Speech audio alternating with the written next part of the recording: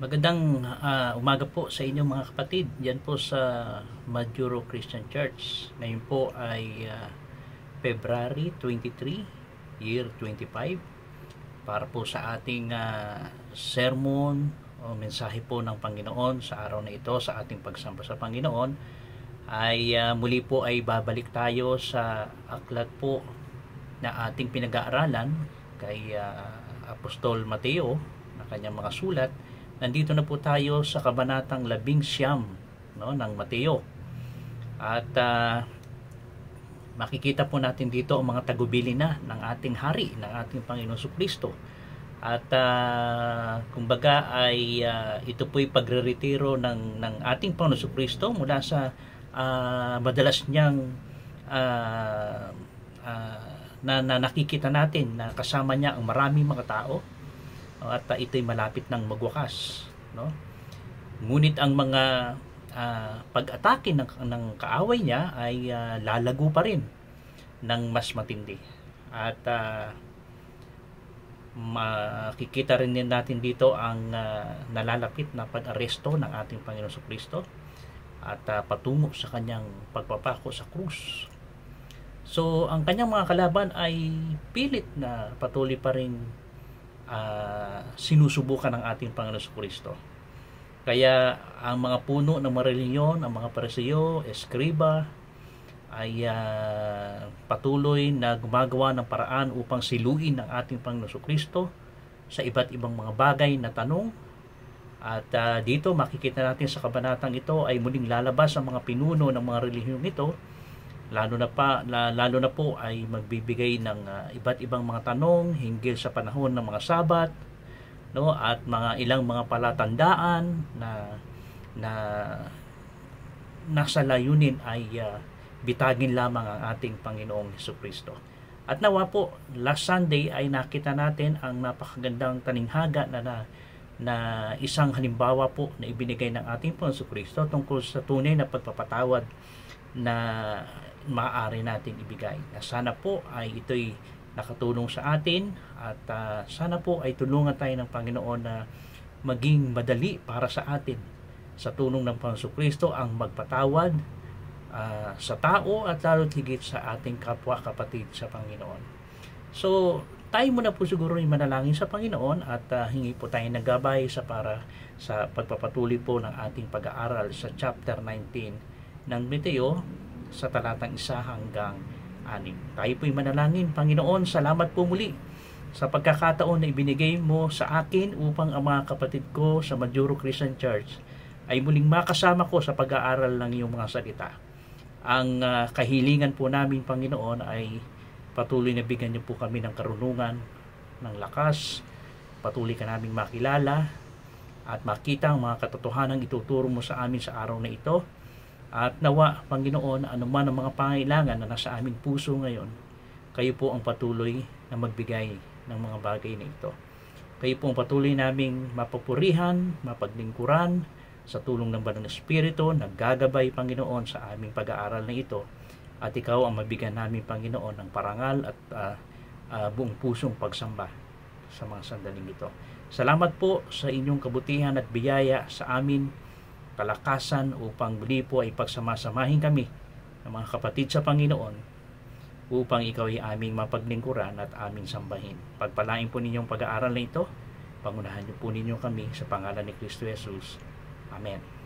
Okay, salamat po sa pagkabasa po ninyo sa chapter 19 ng Mateo sa talatang 1 hanggang 6. Muna po ang ating bigyang pansin dito at nakita natin sa mga unang mga talata na muli ay pagkatapos na maituro ng Panginoon ang tungkol sa pagpapatawad at isang napakagandang talinghaga hinggil sa kanyang mga alagad at sa bawat isa sa atin, no, na isang talagang hamon kung tunay na tayo ay nakaranas ng pagpapatawad ng Diyos sa ating mga pagkakasala, hindi ba kailangan din natin magpatawad sa iba. Isa ito sa katunayan na tayo ay nakaranas ng tunay na pagpapatawad ng Diyos at nawa ay ito ay maibigay din natin, no, sa mga nagkasala sa atin ang tunay at tapat na pagpapatawad para sa kanila. Purihin ang Panginoon kung ito po'y ating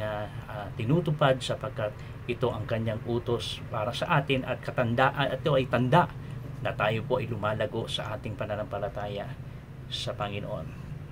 So titingnan po natin dito sa mga talatang ito ay gaano man ang pagsisikap ng mga kaaway ng ating Panginoon, alam natin na hindi sila magtatagumpay. At muli sinubukan nila ang ating Panginoon sa pagkakataong ito na sa isang controversial na issue mula noon hanggang ngayon ay talagang controversial na issue ito. Ano po ang bagay na ito? Ito po yung tungkol sa divorce. Okay? Divorce. Siguro iniisip ng iba dyan ay wala pa naman akong asawa, no? Wala pa naman akong kapareha, no? Wala pa akong lifetime ngayon, ay hindi para sa akin ang paksa sa araw na ito. Pero tandaan po natin, ito po yung magandang paghahanda upang, lalo na po kung kayo po ay mga single ngayon, nagpaplano at nananalangin sa Panginoon na magkaroon ng magiging asawa po ninyo, ay magandang meron tayong magandang kaalaman, pundasyon sa bagay na ito, sapagkat ito ay napakalaking kontrobersyal, hindi lamang sa bansang Pilipinas o sa buong mundo. At lalo't higit nakita natin, ito ay naging malaking issue rin at kontrobersyal sa salita ng Panginoon. Ang paksang ito ay parehong napakahalaga. Kontrobersyal ngayon, noon, at hanggang sa ngayon. At ang rate ng diborsyo ay patuloy na tumataas. Ang survey po hinggill sa bagay na ito. Talagang sa bawat sabihin natin 100 na mga kinakasal, laging merong isa na makikita natin ayon sa survey na pumapasok sa diborsyo. So ang diborsyo ay nakakalungkot sapagkat ito ay talagang sumasalakay sa mga tahanan, lalo na ng mga Kristiyanong tahanan, no? At may nagkokomento nga na ang pag-aasawa ay isang kasal para sa mas mahusay ba o para sa masahol o malalang kalagayan ng isang mag-asawa. Ngunit hindi para sa mga alam natin, sa isang nag-iisip na para bang ay hindi naman magtatagal ito, ano pa man. Napaka-danger po noon sapagkat parang nasa linya na po siya na kung paano ay makakaranas po hinggil sa pagiging isang diborsyo na kalagayan. At kailangan natin itong suriing muli, no? At nagpapasalamat tayo sa Panginoon Jesucristo, nandiyan ang kanyang mga salita upang makita natin ang tungkol sa paksang ito. At salamat sa Panginoon dahil narito ang kanyang Biblia, ang kanyang mga salita upang tunghayan natin ang hinggil sa kontrobersyal na diborsyo na nakikita natin at lumalaganap sa mundong ito. Ipiniliwanag dito ang 4 na magkakaibang batas, no, na may kaugnayan po sa kasal at diborsyo. Siyempre, dahil pag-uusapan natin ang diborsyo, nandyan din ang kasal. Dahil sa isang kasal nangyayari at pumapasok ang diborsyo. Okay? So, tingnan natin, ayon sa ating mga binasa na nakita natin, lalo na po sa verse 1 to 2 na nakita natin na ang ating Panginoon Kristo ay umalis na, and then nagpunta umalis siya sa Galilea at natungo po sa mga nasasakupang Judea sa dakong ibayo ng Jordan. So umalis na ang ating Panginoon at narito ay dumating siya sa panibagong lugar. And then sa kanyang pangangaral doon, no, sa iba't ibang lugar na nakapaligid sa ibayo ng Jordan, ay sa verse 3 hanggang 6 narito na naman ang mga ang mga nagbibigay na talagang kumbaga tinik para sa Panginoon upang siya ay siluin, no? Bigyan ng paratang kung ano mga bagay na maaring magawa nila upang ibagsak ang ating Panginoon Jesucristo at ipakitang mali ang ating Panginoon. Kaya makikita natin dito sa verse 3 to 6 ang mga hindi lamang sa verse 3 to 6, sa buong kabanatang ito ay merong 4 na magkakaibang batas na makikita natin na may kaugnayan po sa kasal at diborsyo. Kaya pakinggan po natin mabuti ang hinggil sa tinuturo ng ating Panginoon Kristo. At lalo na bilang mga mananampalataya, maaaring tinatanong natin, sasang-ayon ba tayo sa divorce? Biblical ba ito? Ano ang dapat nating maging stand hinggil sa divorce? So tingnan na po natin sa verse 3 to 6. Kung makikita natin, ito ang una na ipinaliwanag ng Panginoon sa magkakaibang batas na meron pong kaugnayan sa kasal at diborsyo. Ano ito? Ito po yung makikita natin sa orihinal na batas mula sa paglikha. Okay? Sa halip na bumalik ang ating Panginoon Kristo sa Book of Law, sa Deuteronomio, bumalik ang ating Panginoon Kristo sa aklat ng Genesis. Okay? At ang ginawa ng Diyos noong tinatag niya ang unang kasal sa positibong nagtuturo sa atin na kung ano ang nasa isip niya at para sa isang lalaki at para sa isang babae. Kung bubuo tayo ng pag-aasawa ayon sa huwaran ng Diyos, ay hindi natin kailangang mag-alala tungkol sa mga batas ng diborsyo. Okay? Kaya nga po ang pag-aasawa talagang ipinapanalangin ito. At hinihiling natin ang tamang kalooban ng Diyos at mga plano niya ang mangyari para sa atin. Okay? So tingnan natin ang mga kadahilanan bakit ba may kasal, no? At ang tanging bagay na makikita natin sa Genesis 2:18, no? Ang sabi ng Genesis 2:18, napakaganda sapagkat dito bumalik ang ating Panginoon sa creation. Genesis 2:18. Ito po ang sabi ng Biblia. At sinabi ng Panginoong Diyos, hindi mabuti sa lalaki ang nag-iisa, siya igagawa ko ng isang katuwang na nababagay sa kanya. So una pa lang makikita natin dito sa kadahilanan ng kasal ay nakita ng Panginoon na hindi mabuti, no, sa kanyang nilikhang lalaki ang nag-iisa. No? Nag-iisa siya sa Genesis 2:18, itong si Adan. So ang babae na nilikha ay upang matugunan ang pangangailangan ito. No, ang kakulangan sa pag-iisa nitong si Adan. Hindi ito mahanap ni Adan sa pakikisama niya sa mga hayop dahil binigyan ang tao upang siya ang mamahala sa mga nilikha ng Diyos. Hindi niya makita ito sa hayop o sa anumang mga bagay. No, yung kalungkutan, yung kanyang pag-iisa, no? At talagang ang kalungkutan ito ay talagang makikita niya na magkakaroon siya dapat ng kaparehan. Kaya ewan ko po minsan pag tinatanong natin bakit yung mga tinatawag na single blessedness, paano siyang, alam natin ito ay biyaya ng Panginoon sa isang dalaga o binata na sila ay maging mapalad sa pagiging isa nila. Pero marahil ang tanong natin, paano nangyari? Anong pinaglilibangan mo? Para hindi ka mabored sa buhay ng nag-iisa. So hindi natin alam, no? Pero biyaya ng Panginoon ang talaga na tumagal ang isa, no, na talagang walang kapareha o ano paman. Pero makikita natin na talagang napakalaking kalungkutan ito kung tayo ay nag-iisa at para sa tingin ng Panginoon ay kailangan talaga ng kapareha. Okay? Kaya dito nakita natin ang magiging sanhi, no, o katugunan dito o katuparan ay walang iba kundi si Eva na kanyang nilikha, no? At ang sagot ng Diyos sa pangangailangan ito ay si Eva para sa kanya. Kaya para po sa mga single, maaring siguro tanong natin sa ating mga sarili, baka minsan parang kulang tayo o nalulungkot tayo o ano pa man. Baka marahil isa sa kadahilanan ay nalulungkot tayo dahil kailangan natin ng kapareha.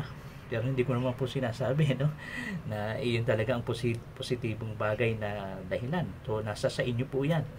At nasa inyo at nasa Panginoon, sa inyong pagkikipag-usap sa isa't isa ng Panginoon, kung ito nga ba talaga ang ating pangailangan o magiging magandang solusyon para sa ating kalungkutan. Hindi po masama 'yon at talagang i-open natin sa Panginoon, no? Marahil ito ang isa sa kadahilanan, no, na talagang kailangan natin ang bagay na ito.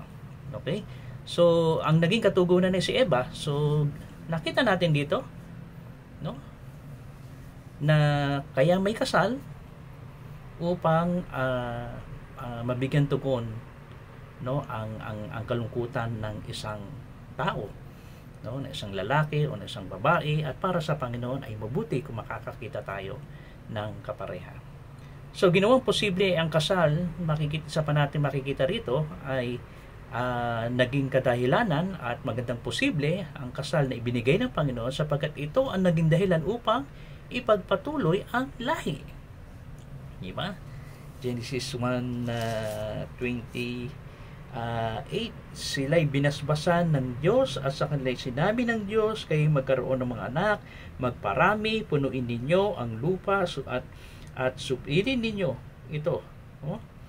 At magkaroon kayo ng pamamahala sa mga isda, sa dagat, sa ibon, sa impapawid, sa bawat bagay may buhay na gumagalaw sa ibabaw ng lupa. So, kasal ang naging ginamit ng Panginoon upang mangyari din ang posibleng pagpapatuloy ng lahi.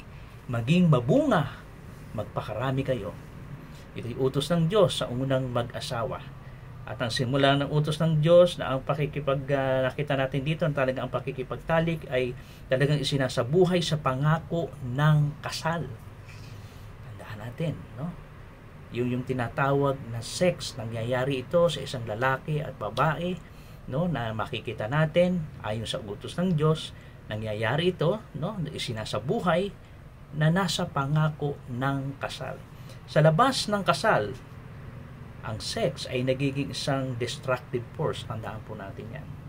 Isang destructive force. Ngunit sa loob ng mapagmahal na pangako ng kasal, ang pakikipagtalik ay maaaring maging malikhain at ito'y nakakabuo.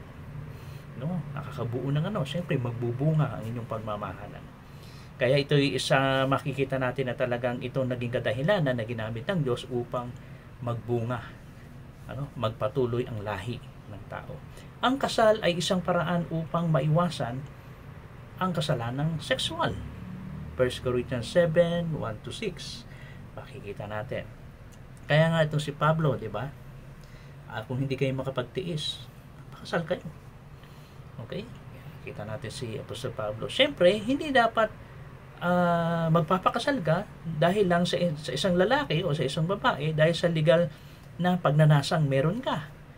Kung siya ay may pagnanasa sa labas ng kasal, siya ay walang alinlangan na siya ay magiging pagnanasa pagkatapos pa rin ng kanyang kasal. Kita po niyo yung ibig sabihin noon.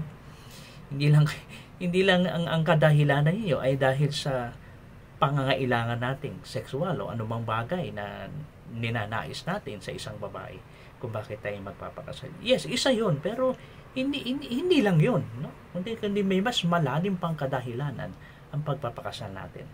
Dahil kung ito ay isang pagnanasa lang na hindi maganda, tandaan po ninyo, kahit ikasal ka pa, no? Dahil lang umiiral lang sa iyo yung pagnanasang masasabi nating makalaman o maibigay mo lang mga bagay na ito, naniniwala ako na hindi yun ang talagang masasabi natin na magiging kalunasan dahil sa madalas nating pagnanasang bagay na alam natin na hindi magiging tama na, no? Tandaan po natin 'yan. Kundi sana hindi ito yung talagang unang kadahilanan kung bakit tayo mag-asawa o magpapakasal. Inulit ko, isa 'yan, pero hindi 'yan yung prioridad natin. No, hindi 'yan ang ating prioridad sapagkat kung ito lamang ang ating prioridad, naniniwala ako kahit magpakasal ka pa, yung pagnanasa na 'yan, masasabi ko na hindi mo makikita talaga ang kasapatan, kung laging pagnanasa lamang ng ganitong bagay. Kung siya ay may pagnanasa sa labas ng kasal, siya ay walang alinlangan na siya ay magiging pagnanasa pagkatapos niyang ikasal. Hindi niya dapat isipin na ang pag-aasawa ay malulutas ang lahat ng kanyang personal na problema, no, sa pagnanasa. Totoo po yun. Ngunit ang pag-aasawa ay itinalagang paraan ng Diyos para sa isang lalaki at isang babae na magbahagi ng pisikal na kagalakan sa larangan ng sex. Tandaan natin yan, no? Kaya merong bagay na ganyan. Enjoy natin yung beauty na ibinibigay ng Panginoon sa pag-aasawa na maranasan natin. Okay? Na ma-enjoy natin ang mga bagay na ito. At naniniwala ko, minsan may mga nagiging problema sa mga ganyan, lalo na sa mag-asawa. No? Kung pagnanasa lang, ang pagnanasang makalaman lang ang hilig natin sa bagay na ito, naniniwala ako magiging makasarili tayo. Magiging makasarili. Naniniwala ko may mga nagiging ganyang problema kung kukuha ng mga counseling. At alam niyo, minsan nakakalungkot, minsan magiging dahilan ng babae o ng lalaki na para bang ang feeling nila sila'y parausan lamang. Naniniwala ko nangyayari po yan. Bakit? Kasi nga, ang layunin mo lang ay yung pagnanasa natin, yung hiling natin o pagnanasang bagay na ganyan lamang, no? At hindi natin nai-enjoy na para bang maging masaya ka at maging masaya ang kapareha mo. Ang gusto mo lang makuha mo lang kung anong gusto natin. Nagkakaproblema ang mag-asawa sa ganyang bagay. Kaya maging maingat po tayo, no? Hindi lang tayo nabubuhay bilang mag-asawa dahil sa bagay na yan, no? Kundi sana ma-enjoy natin yung nasa gitna natin, kung ito man ay sa larangan ng sex, kundi tayo ay lumalago spiritually din. Lumalago tayo sa ating pagmamahalan sa isa't isa at nagiging ito'y kaparaanan upang mas lalo tayong maging malapit para sa Panginoon at sa isa't isa. Okay? Kaya hindi lamang yun ang kadahilanan. No? Kung sabihin natin, mag-aasawa na ako kasi para, hindi po yun ang pinaka-best na kadahilanan kung bakit tayo mag-aasawa. No? Kaya ginamit ni Pablo ang kasal bilang isang naglalarawan ng matalik na relasyon sa pagitan ni Kristo at ng church. No? Tulad po ng ginawa ng Panginoon. Nakikita natin dito sa Ephesians 5:22 and 23. Ephesians 5:22 and 23, basahin ko po sa inyo. Ephesians 5:22 at 23. Itong bagay nito ay magandang, I think mas magandang maunawaan, lalo na bago tayo pumasok sa kasalan, upang maingatan tayo sa larangan po ng diborsyo. Sa bagay na ito, magkaroon tayo ng malawak na kaalaman at magandang pundasyon sa turo ng ating Panginoon. Efesos 5:22 at 23. Ito po ang salita ni Diyos. Mga asawang babae, pasakop kayo sa inyong mga asawa, gaya ng pagpapasakop ninyo sa Panginoon, sapagkat ang asawang lalaki ang ulo ng asawang babae, gaya ni Kristo na ulo ng iglesia, na siya ang tagapagligtas ng katawan. So ganito, no, ang magandang halimbawa ibinigay ni Apostol Pablo hinggil sa church na para bang pagmamahal na kanyang asawa, no? Mahal ni Kristo ang kanyang iglesia, ito'y kanyang pinakakain ng kanyang mga salita, nililinis niya ito, pinangangalagaan niya ito, no? Kaya ang kaugnayan ni Kristo na makikita natin dito sa kanyang iglesia ay isang halimbawang dapat sundin ng lahat ng mga asawang lalaki, no? Mga asawang lalaki na pakakainin natin sila, aalagaan, aarugaan, no? At talagang lilinisin, no? Ito ay talagang dapat ay lumalago tayo sa ating pananampalataya sa bagay na ito. Kaya ito dapat ang sundin ng mga kalalakihan, lalo na po sa pag-aasawa. Okay? So tingnan natin ang mga katangian ng kasal. So sa pamagitan ng pagbabalik sa orihinal na tinatawag na Edenic law, no, sa panahon ni Adan, ay ipinaalala ni Jesus sa kanyang mga tagapakinig ang tunay na katangian ng pag-aasawa. Kung ating aalalahanin ang mga katangian ito, ay mas malalaman natin kung paano bumuo ng isang masaya at matatag na pagsasama. So tingnan natin. Una, ito ay isang union, no, na hinirang ng Diyos. Ito'y divinely appointed union na ginawa ng Panginoon. Itinatag ng Diyos ang pag-aasawa, tandaan natin, at sa makatuwid ang Diyos lamang ang makakakontrol sa katangian at mga batas nito, dahil siya ang gumawa nito. Walang korte ng batas ang makapagbabago sa itinatag ng Diyos. Siya lamang ang maaaring gumawa ng bagay na ito na makikita natin, no, sa pag-aasawa. So balikan natin yung Matthew 19 natin, no? Yung Matthew 19. Okay? At makikita natin dito na talagang ito ay banal, na talagang itilagan ng Diyos ang pag-iisa ng dalawang ito, no? Ang ating Panginoong Jesucristo, siya mismo ang ating Diyos na talagang may banal na nag-appoint upang mangyari ang pag-iisang ito. Ikalawa na makikita natin dito, ito ay isang physical na union. No? Isang physical na union. Ang lalaki at ang babae ay nagiging isang laman. Bagamat mahalaga na ang mag-asawa ay may isang isip, isang puso, so ang pangunahing pagsasama sa pag-aasawa ay physical. Totoo po yun. Physical. Kung ang isang lalaki at babae ay naging espiritu sa pag-aasawa, kung gayon ang kamatayan ay hindi mawawasak ang kasal. No?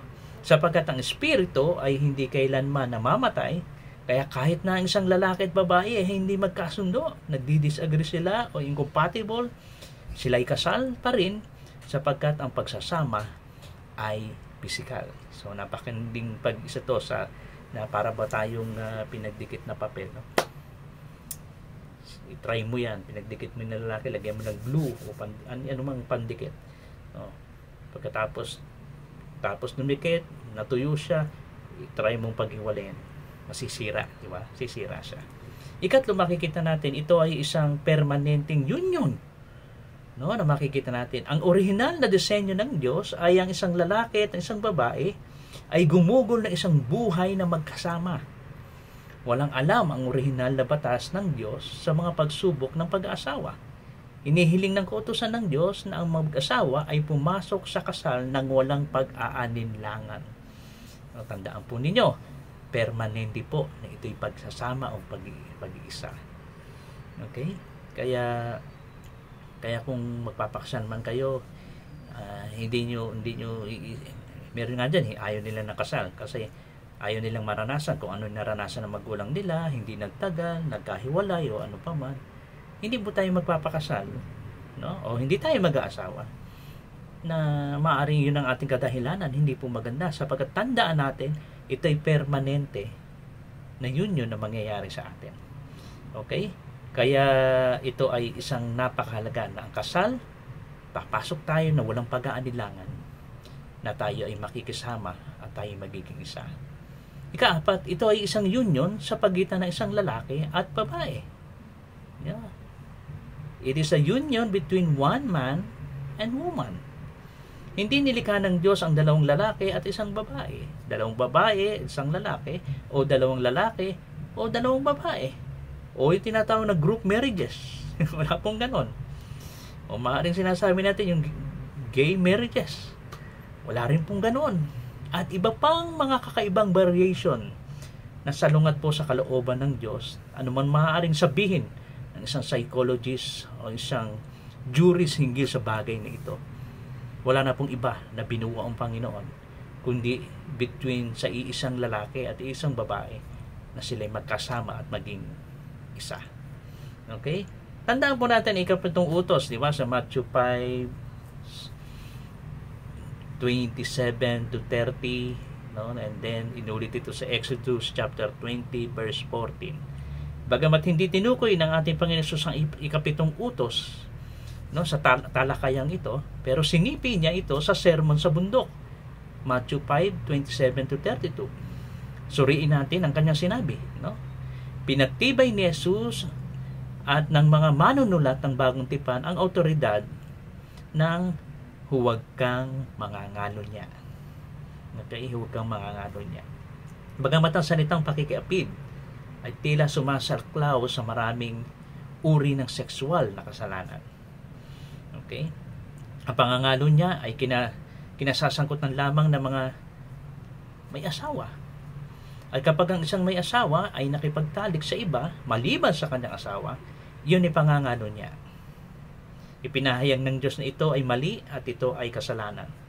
Maraming babala sa Bagong Tipan laban sa mga kasalanang sexual, kabilang na ang pangangalo niya sa maraming mga talata. Gawa 15:20, 1 Korinto 6:15 hanggang 18, Galatia 5:19 sa mga sumusunod na mga talata, Epeso kabanatang 4:17 sa mga sumusunod na talata, Epeso 5:3 hanggang 12, Kolosas 3:5 At unang Tesalonica 4:3 hanggang 7 at Hebreo 13:4. Ang utos na ito ay nagpapatibay sa kabanalan ng pakikipagtalik.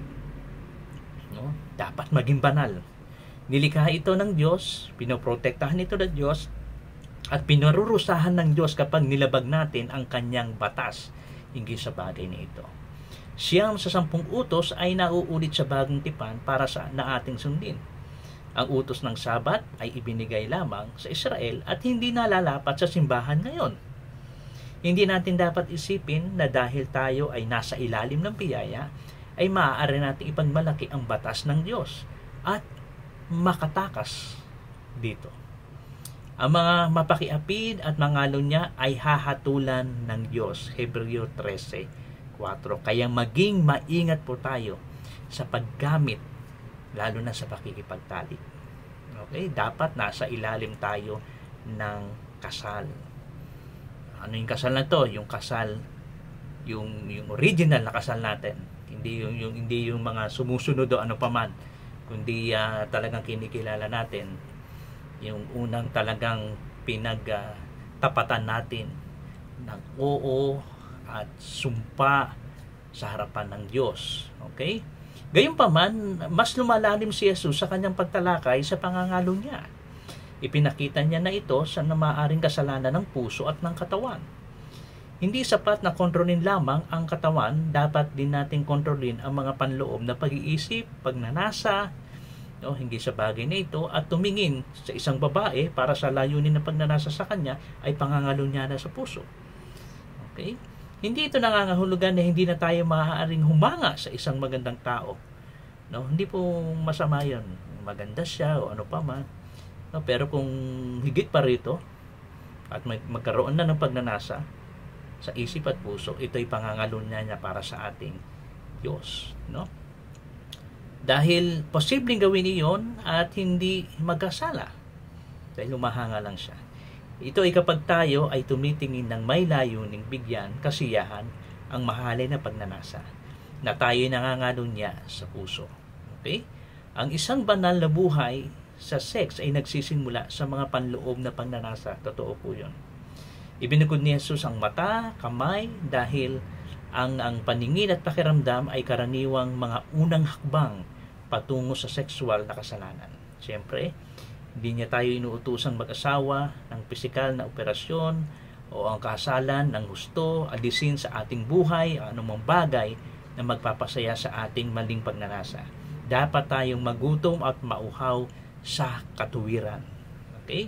Hindi binago ni Jesus na original na Edenic law ang ng kasal, no? Hindi niya na pinawalang bisa ang ikapitong utos na huwag kang mangangalo niya. Ang kanyang itinuro ay matatag na nakabatay sa nilikha ng Diyos at sa moral na batas ng Diyos ang kasal. Kaya napakahiwaga at napakaganda, no, ng kasal. Kung ibabalikan ko po ulit din yung kasal na naranasan ko sa aking asawa, ay talagang napakaganda, no? At I think muling mararamdaman natin yun na kapag tayo kinasal na sa ating Panginoon. Kung yung nga sa kapwa tao natin, kasal, napakasarap na nararamdaman natin. Siguro mas masarap na kapag kinasal na tayo sa Panginoon Kristo, yung marriage supper of the Lamb. Pag nandun na po tayo kasama ng ating Panginoon sa langit, ikakasal tayo, no, sa ating Panginoon sa Kristo. Siguro po mas lalong mararamdaman natin ang tamis ng pagmamahal ng ating Panginoon sa Kristo sa kanyang church, sa atin. Okay? Kaya ito po ay napakagandang paalala po sa atin. Okay? Sa panahon ngayon na pasama na ang mundo, naniniwala ko na minsan nagiging mababaw na ang tingin ng karamihan tungkol sa kasal. Mga kapatid, napakahiwaga po at banal ng kasal na talagang ang Diyos ang gumawa nito, no, na dapat ay igalang natin, respetohin natin, at talagang pinaghahandaan ito, pinag-iisipang mabuti kung tayo papasok sa kasal. Sapagkat inuulit ko po, Ang kalaban ay patuloy na manggugulo sa atin. Kaya marahil mapapag-aralan pa ho natin, ano? Ito ay parang introduction pa lamang, pero wala pa ho rito yung divorce na makikita natin. No, pero bago pa man magkaroon ng divorce, syempre dapat may kasalan muna.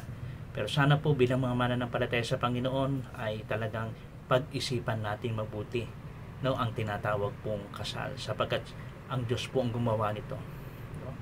Na dapat pahalagahan natin, pag-isipan, idalangin sa Panginoon, sapagkat ito ay permanenteng pakikipag-isa natin sa ating kapareha. Okay? Hindi po ito parang papasok tayo, susubukan lamang natin. Nakakalungkot man sapagkat alam ko na meron tayong mga kapatid sa Panginoon, no? Nakadalawa o ilang beses na marahil minsan nakakalungkot sapagkat yung unang kasal na naranasan niya, anumang relasyon, talagang napakasakit para sa kanya. Nakakalungkot po yung mga bagay na yun. Pero marahil may mga pagkukulang din po tayo kung bakit nangyari yung mga bagay na yun. Pero sana kung gaya po nito, may pagkakataon tayo na tingnan natin mabuti kung ano sinasabi ng ating Panginoon Kristo sa paghahanda ng kasal bago tayo pumasok sa bagay nito. Sundin natin kung anong kalooban ng Panginoon at ninanais niya. Sabagat gusto ng Panginoon na maging masaya tayo. Yan po ang pinakamaganda doon. No? Kung meron mang may gusto na tayo maging masaya, walang iba kundi ang ating Panginoon. Kaya nga nagbibigay siya ng mga turo, mga paalala, at mga dapat nating panundan mula sa kanyang mga salita. Sapagkat kung susundin natin ang kanyang mga utos, naniniwala ko, may sakit man o problema tayong mararanasan, pero nandun yung kanyang gabay, andun ang kanyang pagpapala sa anumang papasukin nating relasyon, lalo na po sa kasal. Okay?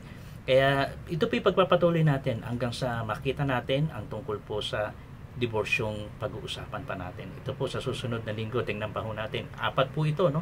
4 na ibinigay ng ating Panginoon Kristo hinggil po sa magkakaibang patas na may kaugnayan po sa kasal at patas na kakaisa pa lamang po tayo, at nakita natin na napakaganda ng dinikha ng Diyos tungkol sa kasal dahil ito ay mula pa nung kanyang creation.